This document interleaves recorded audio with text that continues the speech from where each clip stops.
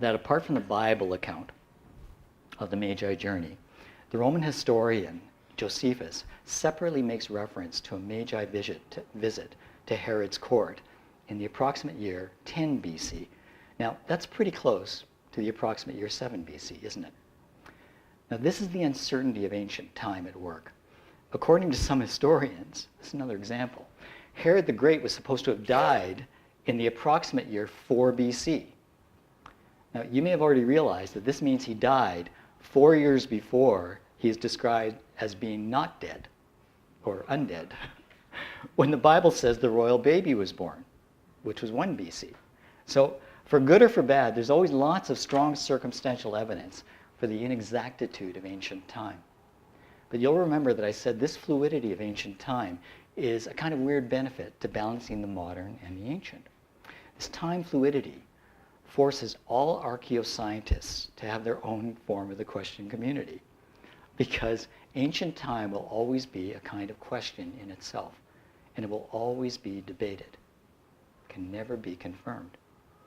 This inherent difficulty with time certainty also forces us to balance our modern rigidity with ancient perspective.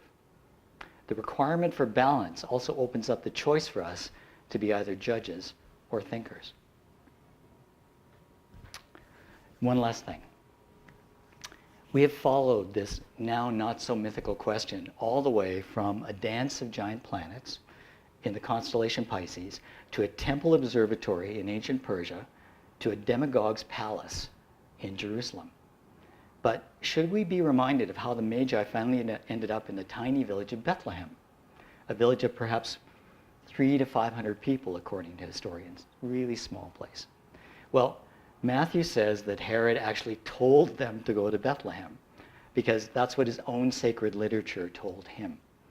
But if you don't wish to depend on the Bible explanation, conventional historians are in general agreement that the Persian Empire had extensive exposure to the same sacred literature during the Jewish captivity that I mentioned earlier. The Magi were scholars as well as astrologers. So Herod probably didn't have to tell them their final destination anyway, right?